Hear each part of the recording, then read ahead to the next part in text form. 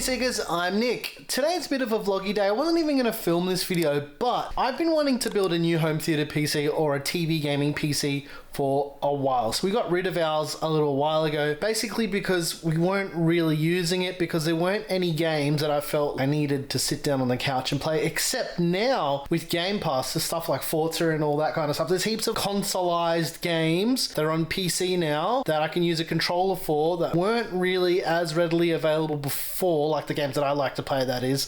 And I don't have an Xbox, so I was like, you know what, let's actually build a new home theater PC. But here's the thing, you may remember about a year ago we built a new Parsec PC as like a Parsec server so we could have remote editing and whatnot. We actually moved that to a virtual machine, so it's fully virtualized now. So the case and everything that we picked up from Scorptec, now that's a kind of interesting thing to remember for later on in the video, because we're going to be giving away some stuff in this video as well. But we went to Scorptec and picked up a case. I'm going to show you which one. We picked up the Silverstone Grandia. It's the G09. This is the revision. This one's got USB-C and stuff on the front, and the reason why I wanted to use this is I already had this case. That's one of the reasons, and the other reason is there's lots of home theater PC cases that don't exactly fit the hardware that I want, or they're super inaccessible, and I didn't want to spend any money on this video. I wanted to use stuff that we already had, and to be honest, I didn't want to go mini ITX basically because I don't really want to, and this case fits all of the stuff that I want in it without any type of compromise. And if I was to go mini ITX, there aren't many cases that fit where our TV unit is that will go in there that has front accessible IO, and that's a really important thing to me. I want to be able to walk up to it and plug something in the front if I need to, and also the power button needs to be accessible, which is down here. As mentioned, I didn't want to spend any money on new hardware for this because I wanted to use stuff that we already had that we're not really using as much anymore, and that's kind of the thing. When I build myself a PC or build us a PC to use for things, it's usually with hardware we know that we're not going to miss or use again. So we'll start off with the motherboard. So we're using the MSI X570S Tomahawk Wi-Fi Max Wi-Fi, whatever it is, and this supports Ryzen 5000 out of the box, so we don't need to update the BIOS. So, you know, the CPU I decided to go with is the Ryzen 5 5600X. I haven't really used this a lot lately, and I figured, you know what, let's put this in here because we're not really going to bottleneck our GPU with it. For RAM, I'm going with this Thermaltake Tough RAM kit. This is Tough RAM Z1 RGB. It's a 16 gig kit, 3200 mega transfer, CL16. Haven't used it in a while. It's been sitting in the RAM tray for a while, so I was like, you know what, we'll use it. We'll put it to good use. To cool the 5600X, I'm going to be using this. Now, this is an awesome cooler. This is the Scythe Big Shuriken 3. And what I'm actually going to do is it comes with this slim Scythe case fan on top. They actually include screws so you can put in a full height fan. So I'm going to go for one of the other Scythe fans that you can see here. I've got a stack of them. We'll put them to good use. I'll replace one on the cooler with that, and then I'll use the Scythe fans for the rest of the fans in the case. Storage is an interesting one as well. I'm going for this, the FireCuda 520. We've got a stack of these. This is a 1 terabyte one. This was the one that was in the Parsec machine before, so I figured I haven't missed it for however long that machine existed for, so we'll just use it in here. And for something new that we didn't buy, that Team Group sent out a little while ago, it's a new 1 terabyte drive from them, the MP33 Pro. It's a Gen 3 drive, which is okay. I'm just going to use this for a bit of overflow storage, so if there's stuff I want to move around on this machine, I'll just have this as a second drive. And lastly, the GPU. This is the Asus Tough Gaming RTX 3070 Ti. I wanted something that was capable of running games at 4K 60 because we don't have one of those high refresh rate TVs, and 4K 60 is fine. Like, I'm not too fussy for couch gaming. I just want something there so when I sit down I can relax and play a game that's not on a console, because I own so many more games on PC, as well as stuff like Game Pass, like I mentioned as well. And I don't have an Xbox. I don't really want to buy an Xbox because almost everything on Xbox is on Game Pass now, so yeah, it would be a pretty silly purchase. The other thing with this Silverstone case is I'm fairly certain it's not going to be the permanent case I go with. I just want everything to fit right now, and if something else comes up that I find, I'll just transplant it. I won't do a video about it because you guys love these build with me videos, and I figured, you know what, I'll give you another one this week. 2 in 1 week. And make sure you stick around till a bit later in the video where I'm going to talk about the little giveaway we're doing with Scorptec and Cololight, which is some aesthetic goodness for your home office, for your gaming setup, or your TV stuff. So look at that, ladies and gents, another build with me. Not bad. 2 seconds in, not bad, good size. All right, let's socket that CPU first off the bat. 5600X straight in there. Actually need to remove these because of the cooler. Whiz these up. So it actually mounts like that, and then there's no clearance issues at all. And you can actually mount it the other way if you really wanted as well. And again, no clearance issues. So completely up to you. Because of the way that this cooler sits, it actually kind of sits over the top of the top M.2 slot. So I'm just gonna chuck in our primary drive quickly. Feel like my screwdriver is losing its magnetism. That's a bit annoying. My screwdriver's definitely lost its magnetism. I'll fix that in a sec. Do a bit of a mini visit to Peel Corp.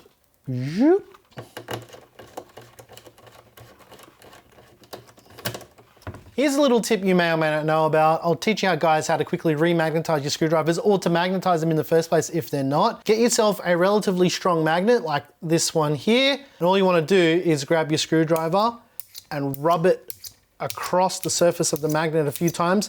And what we're actually doing is we're realigning all of the electrons. This screwdriver wasn't magnetic before, but check this out. Now it's super magnetic. That's what I like. Second M.2 time, and hopefully we get a bit more luck with this being magnetized this time around, because it's been frustrating me for the longest time, and I just keep forgetting to remagnetize this screwdriver. I hope you haven't clicked off yet. Peel Corp 2.0. Using some Noctua NTH2, just like the other day. If you haven't seen that video, link in the description. I'm just gonna do about a P-dot size again. Hopefully there's enough thermal paste left in here. That's a bit more than a P-dot size, but here's the thing with thermal paste, ladies and gents. Too little is a problem. Too much is not a problem. That's the science behind thermal paste. Drop the cooler on. Hopefully this is the correct orientation because I'm not paying attention right now. You'll notice that it looks a bit weird because the cooler is hanging the opposite way to the way it should, but it's all about RAM clearance, and I don't have low profile memory right now where that's not going to be a problem, so you can actually mount this backwards. The only thing you're really sacrificing is the top M.2 slot, which is fine. As I mentioned, it comes with the long screws, so we're just going to put those in. And the cooler's installed. Finally, we're at build time, but this case is a little bit different to other cases when it comes to building, because the order for building in this Silverstone case is kind of weird. We actually need to mount the fans first because of the way that the motherboard sits in here. It doesn't have the same type of airflow as a regular case, I suppose. Is we need to set them all as intake in this case. So every fan on the outside needs to be intake. I'm just going to use 2 screws because I don't care. Also installing 2 80mm Noctua fans. I had these in here before and they're a bit noisy, but the truth is, if you're playing games and it's loud because we're playing with the soundbar and stuff, not even going to notice it. With these types of builds, cable management is super important, especially when it comes to running cables for fans and whatnot. I like to use fabric tape, just little bits of it, to hold it down before I put the motherboard in. And this is what I was saying before, you know, like that's why I prefer to do it this way, because I can just tape the cables down and get them away from the motherboard before we put the motherboard in. A lot of servers will use a similar type of thing to run cables against the chassis as well, so not an uncommon thing to see.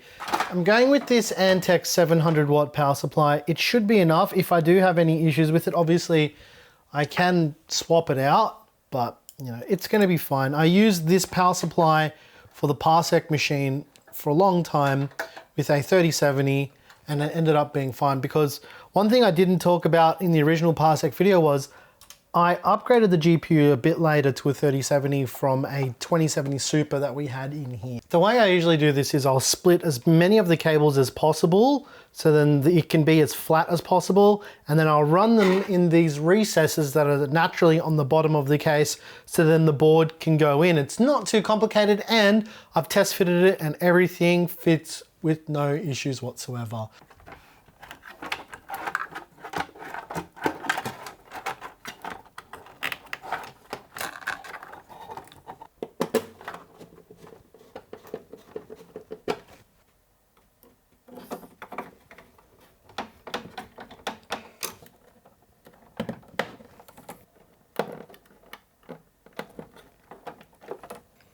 Last but not least, the GPU goes in.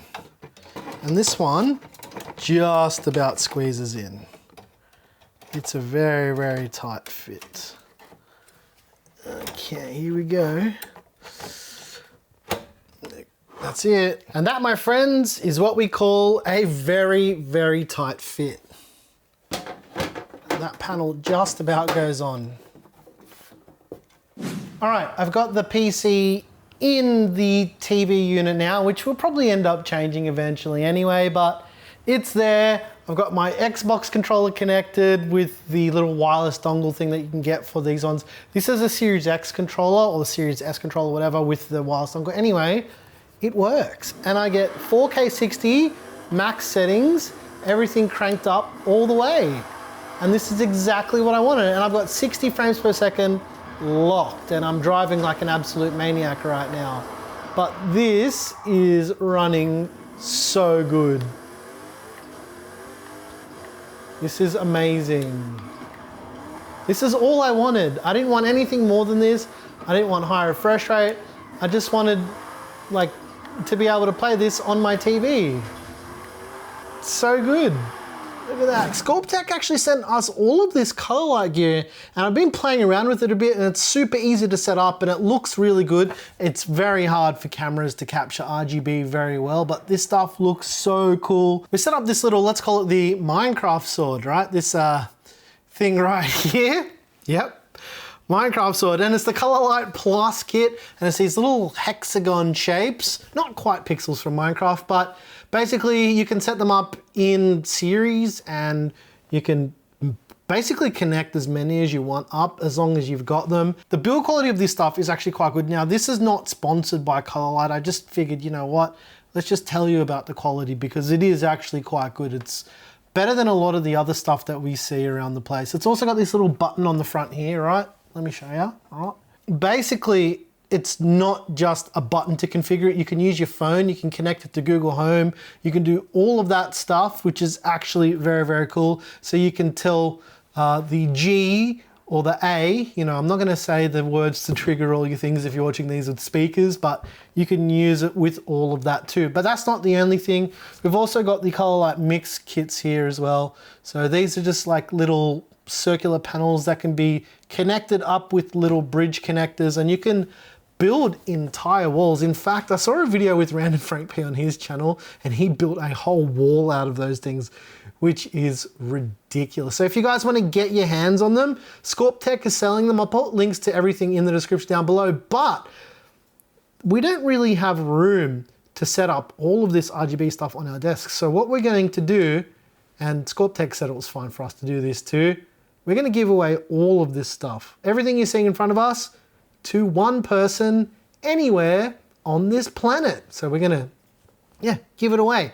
Might as well let you guys enjoy it. So if you want to enter the giveaway, we're doing it how we always do it. There's a link in the description. Do all of the things for the link in the description, and tell us what your favorite RGB thing is on your desk. And if you don't have anything, tell us what you want to have on your desk. And that's basically it. It's not too hard to enter. Just click the link. Shout out to Scorptec and Scorpy Boy for being the absolute legends that they are for hooking people up with all this, because we were gonna just use this for a desk setup, and I was like, nah, you guys can have it. I'm a nice guy, you can have it. But I hope you guys enjoyed this little home theater PC build, but that's not the end of it. Actually, we're going to be doing a home theater upgrade, which is kind of ridiculous, and you guys are going to see. We've got a really cool ultra short throw laser projector we're going to review in the next couple weeks as well. Stay tuned for that. Make sure you click that subscribe button to see the video when it pops up, because you're not going to want to miss out on that. It's going to be very, very cool. Once again, thank you so very much for watching. I'm your boy Nick with Gear Seekers. You peek, we seek, and I hope you guys enjoy these build with me videos. I love making them. They're super easy for me to make, and I get to share tips and tricks with you guys that you may not actually know about or no one would talk about, and just stuff like that. Yeah, thanks for watching.